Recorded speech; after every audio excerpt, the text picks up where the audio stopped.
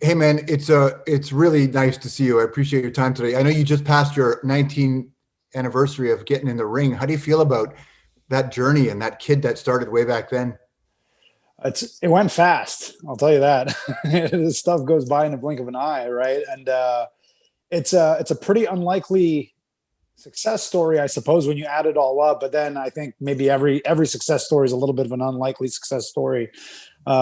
So I just feel lucky. I just feel lucky to have been on the ride the way it all went down. Well, as the kid of immigrants, Syrian immigrants, also a redhead that everybody thought was Irish except for the Irish, right? Yeah, yeah, that's right. Was this part of your path? Like, was your family? What kind of family were you raised in? Were they into this idea? I don't know. So I was brought up extremely Islamic. Both my parents are very, very, Muslim and scholarly with regards to the religion. And from a very, very young age, we were watching wrestling. My dad would put it on, and I think I just took to it like a fish to water. It had everything that, I think I was a somewhat athletic or hyperactive kind of kid. I was really physical. I liked doing everything. I played all kinds of sports. Never in any teams because that cost money, and we didn't really have money. Which I only kind of pieced together years later because I love hockey and I always kind of wanted to be a hockey player as well as hockey and wrestling were my two favorite things as a kid. And I really wanted to be in hockey. I never got put in hockey. And I kind of resented my parents for it. And only now as an adult do I realize, oh, wait, that's really expensive and you need to get up at 4 a.m. and drive to practices and all this stuff. It was really impractical. But so the wrestling thing, it's not like they actively discouraged it, but I don't think, in fact, they were very supportive when I was getting trained and all that, but I don't think it was in the cards, it certainly wasn't their plan.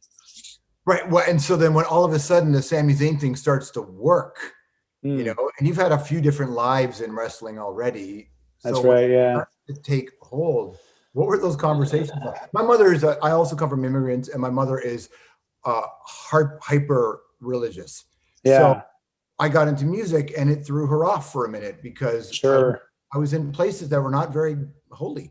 Yeah. Totally. Totally. It was a warm up for them. Did you have to kind of, because wrestling can be a really gnarly storyline, man? Sure, sure. Especially, when I was a kid and my obsession was peaking, it was during the Attitude Era of WWE where it was super raunchy and kind of akin to Jerry Springer and that sort of just the zeitgeist of the late 90s, that kind of feeling, South Park and edginess and all that kind of stuff. So I'm sure Also they like had their, racism and sexism. Like it was a big part of the story. yeah, but I don't think people were as aware of it as they are now. I think we're living in, I don't know, much more aware, sensitive sort of times to these sort of things. Whereas, yeah, to your point, a lot of the stuff that was going on in the 90s, to put it mildly, would not fly today. Right. um, but yeah, I think just like what you're saying about your mom and it throwing them off a little bit, they never actively tried to stop me. So I remember when I first started wrestling, right? It was just in Montreal, and I would take the metro. I lived in the suburbs in Laval, actually a very Greek part of Yep. town. So, so I'm in with the Greeks sort of to a certain degree. Um, so I would take the bus and the metro into Montreal into the East End and wrestle in these church basements and all that stuff. And at the time I was 17, 18. I thought, man, I'm doing it. I'm traveling for wrestling. And I'm, like an hour from my house. Yeah. But then little by little, all of a sudden I'm wrestling, an hour out of Montreal in Valleyfield. And then my mom's like, oh, okay. And then I'm wrestling in Quebec City, which is about 2.5, 3 hours. She's like, okay, that's quite enough now. Yeah. You got your kicks, you had your fun little dream and your hobby or whatever it is. Enough's enough now. But it was never, she didn't make a real effort to stop me. It was just, her fear getting in the way. And then all of a sudden I'm traveling into the States and then Europe. And little by little, the envelope just kept getting pushed to where, what's she going to do? you know? When we told people, when I went online to say that I was going to talk to you today, one of the first responses was that I was a WWE plant. And yet another conspiracy moment against you. This conspiracy theory storyline is pretty fantastic. It's something that I sort of stumbled upon, but I'm enjoying it a lot. Yeah. It's also this evolution of you as a wrestler, because now you become known as the rule guy. Like, you understand the game and you're using tactics and you're smarter than them. That's an interesting choice, because it could really, because there's so much negativity about the WWE, then in some way you're like the guy that's calling it out, and some of their criticisms are living through you. Yeah, I think there's a certain amount of that I get away with almost under the guise of satire. You know what I'm saying? And it's funny because I discussed this with somebody else, but wrestling historically has always been somewhat political, right? So like the bad guys of an era, you know, when you and I were growing up or whatever, it was like Sergeant Slaughter during the Iraq War, or the first Iraq War, you know, or Russian bad guys prior to that, and German bad guys even earlier than that.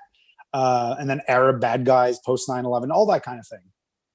But we live in an era now that's so, again, sensitive and aware and just fever pitch. You know, we're living at this fever pitch that politics, even though we're living in extremely political times, wrestling is kind of, it's almost too hot to touch. Right. So there's nobody really, wrestling's always been sort of a reflective art form. So whatever's going on in the world is reflected through wrestling. And now, especially in the era of Trump, nobody was touching that because it's too hot to touch. You know what I mean? So now there's elements of this character that borrows from some of the insanity that's going on right now without beating you over the head with it. Right.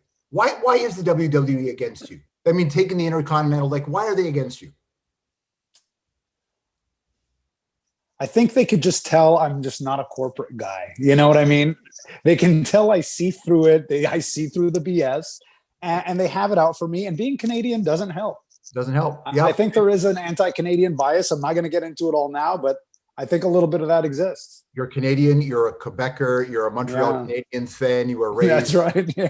You were raised Muslim. You've propaganda. Yeah. There are a lot of reasons. So yeah.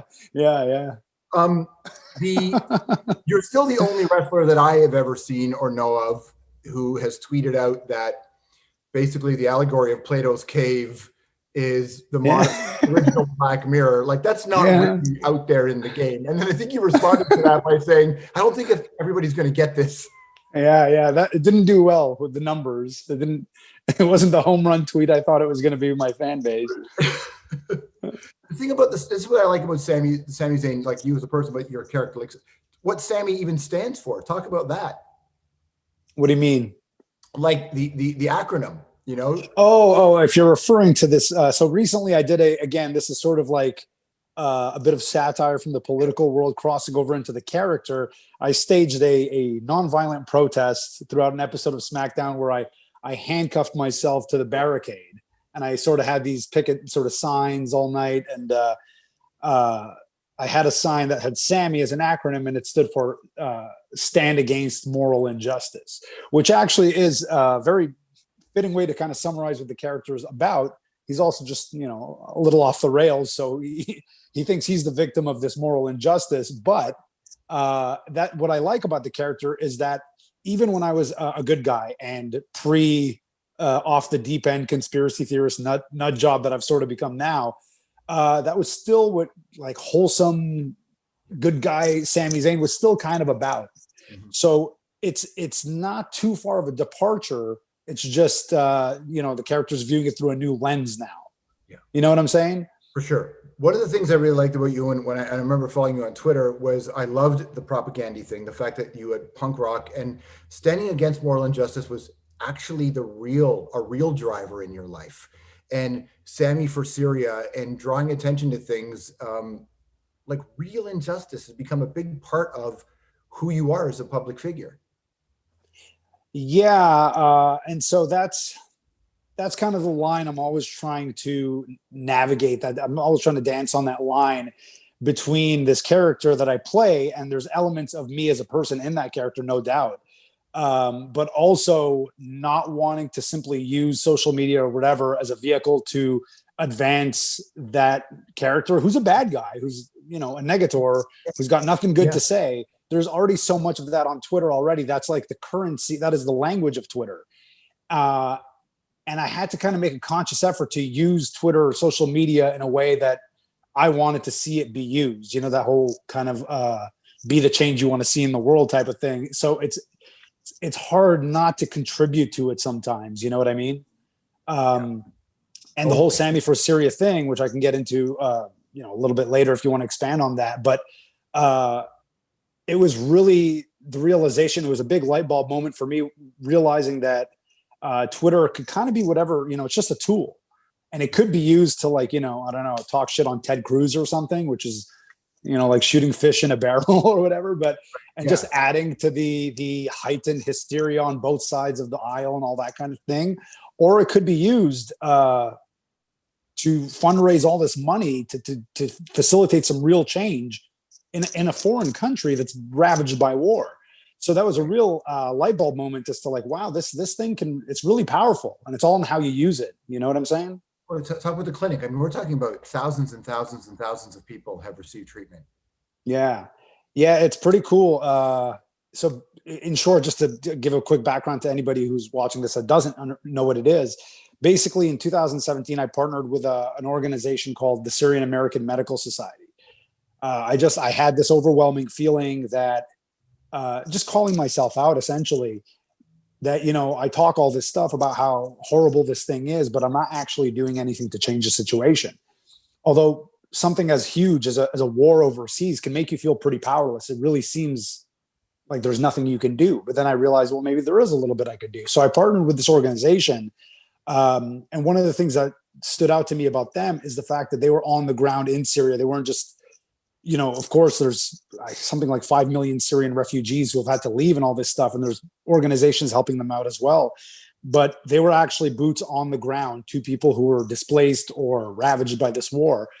And so basically, to make a long story short, I had basically put it together to where we can raise all these funds and launch a mobile clinic that delivers medical services to these internally displaced Syrians whose homes have been destroyed. Now they're living in camps or, rural areas where there's no access to healthcare. We have a mobile clinic that delivers healthcare directly to them.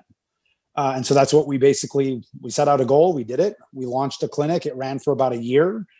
And then we did it again. So there's one operational right now. I don't have the latest numbers, but I got a report from, I want to say September, so about 4 or 5 months ago.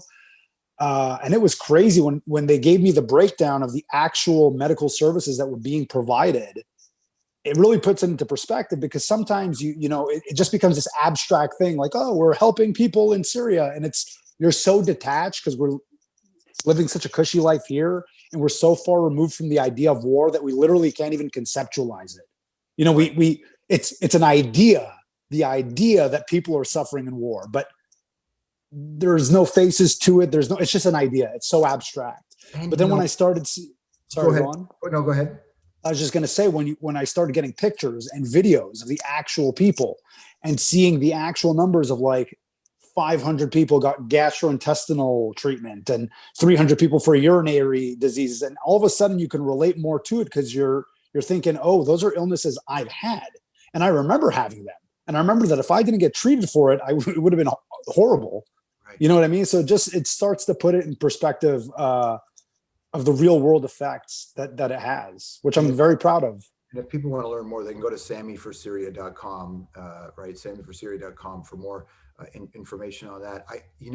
For the last handful of years, I mean, it's really been 5 years, the news vacuum, the coverage has been so insular. It's really been about Republicans, Democrats, Trump. It's really been that, then pandemic. So much of the stuff that's happening around the world, as we know, the most vulnerable get affected by everything first, including climate change and the pandemic.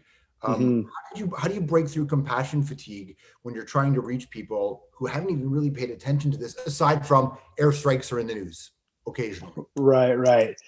So it's interesting because I had to borrow from some lessons that I kind of learned through wrestling, which is things that, even though this is a collective effort, because I mean, we've raised to date over $250,000. Right. And I didn't do that by myself. And I'm not the one actually facilitating the health personnel and all that. I'm a middleman. I'm helping raise the money and the people, the people are doing the work on the ground. So I'm serving as sort of a middleman, but it's a collective effort because all of a sudden I have to get people who have no vested interest in Syria to care about Syria, even though they have no attachment to it, but they know me. So I have to use sort of this individualistic lens of like marketing and branding and putting my name on the thing and calling it Sami for Syria. And it's not because I want to toot my own horn and like, hey, Sami the good guy doing something for Syria, but it's because, some of my fans or some wrestling fans know Sami, they care about Sami, don't have a lot to think about when it comes to Syria. Right. But all of a sudden, hey, Sami's trying to do something. Well, let's help out. And so I had to kind of use an individualistic lens for a collective effort. So it was very interesting in that regard. I think it's actually fascinating. And I think you've become a really good example of this in many respects. I watched your entrance at Moment of Bliss back in 2019. When you came out in Montreal, the reaction to you was epic. The dancing, the song, you took everything out of it. Like it was one of the great moments. And then you sat in the chair and they loved you. And then you sat in the chair and you fucking nailed them. You're not my people. But this is what I find really fascinating for people watching this who don't have to be wrestlers or in the media. This idea of cultivating two versions of yourself, right? Yeah. The playful presence, but the other, because they love you and they hate you. And the same people who hate you are the ones that you need to donate money. Yeah. So it's, again, walking this really fine line. And I get this sort of message a lot nowadays where people will message me and go, hey, I hate your character. I watch it on TV and I really I just want to punch you in the face. But then, I see what you're about and I see you're doing this stuff and you seem like a really good dude and a genuine person or whatever.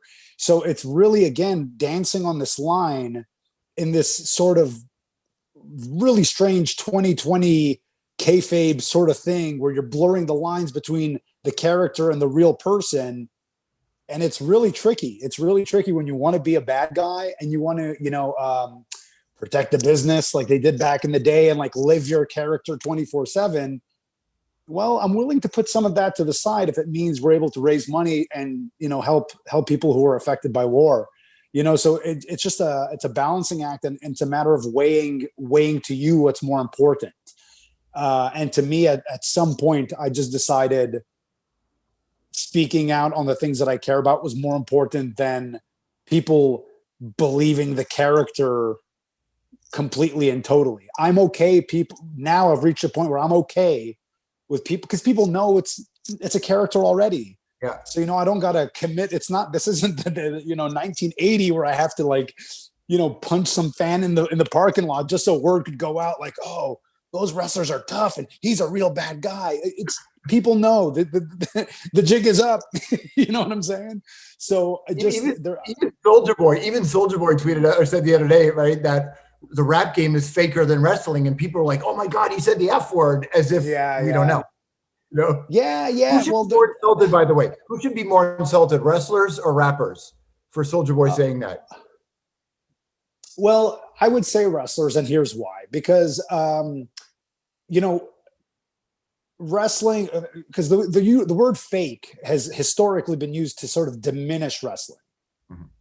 Very reductivist. And it's just, it's like, oh, that's all fake. And you can just sort of brush it aside. And it completely negates the uniqueness and the really spectacular art form that this is, that combines so many different art forms and rolls them all into one. Yeah. You know what I'm saying? And there's obvious athleticism and there's obvious pain and injury and all that does come from sports and athletics. And there's also this showmanship and performance and spectacle. And it marries them in a way that I don't think any other industry, any other art form does. I just don't think there's anything like it on earth.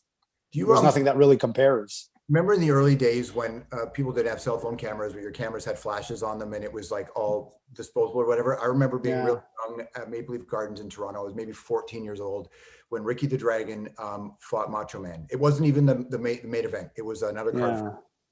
But it was one of those long ass matches that was epic, top to bottom. And you knew it wasn't over when it was almost over. And it kept going and going. And everybody was into it and really passionate. I was 14. It was right in my wheelhouse for that, and those wrestlers.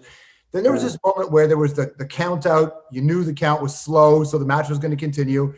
They were beating the shit out of each other, Sammy. And at one point, Macho Man was down, and Ricky the Dragon climbed to the top rope off the turnbuckle. And you remember that epic launch that he would do? And in that moment, I had never seen this before because it was still that early days. Everybody seemed to have a camera, and the flashbulbs went off. It was the height of euphoria. Yeah. It didn't matter that it might have been scripted. You could not do that again. And all of our faces were frozen in time. And I thought, there's an end to this madness. Yeah. It really works beautifully.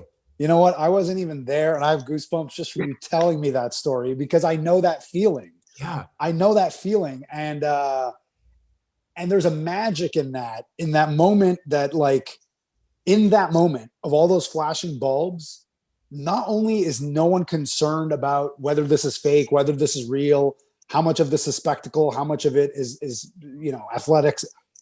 Not only did that not matter, but nothing else in the world mattered. You know what I'm saying? And that's the stuff that, I have goosebumps. Look at this. I get so fired up about that. I love it. Nothing else exists in that moment. And to brush away, to just brush that all away and say, fake. I mean, to me, it's like, you're giving yourself up a little bit when you use that word, because you're completely missing the point. You're almost showing a lack of intellect, in my opinion. Like, oh, you're so smart. You realize that, it's like, please, you're missing the point so badly that you're telling on yourself here. You know what I mean? I think you are redefining what a wrestler is. I mean, I think The Rock is obviously The Rock and gone down his road, and Hulk had his thing. But I think that you are on, and Stone Cold did, but you're on a different level. I think it's really interesting to watch, especially because, from El Generico, you've had a couple of different versions and storylines to get to this guy. Mm-hmm. And it's really, I think it's a real redefining, and I hope you fucking get the WWE for this. Yeah. Well, I appreciate the kind words. And I think, look, I don't know. I don't think I even aspire to be The Rock or Hulk Hogan or anything like that in some ways. But it means a lot that you would say that. And I think that it means a lot to people who have that same sort of worldview. And I think maybe, resonating with a certain segment of our fans, and not having this sort of crossover appeal into Hollywood. Maybe I'll act one day. Maybe I'll be the next. Who knows what? I don't know. But that's not really. I don't have the same appeal as The Rock. I think I appeal more to the small segment of wrestling fans that also like propaganda, are also vegan, and are also politically aware and socially active and this sort of thing.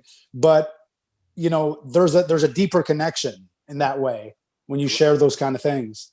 I love it. Sammy for Zayn, or Sammy for Syria, SammyForSyria.com is the URL.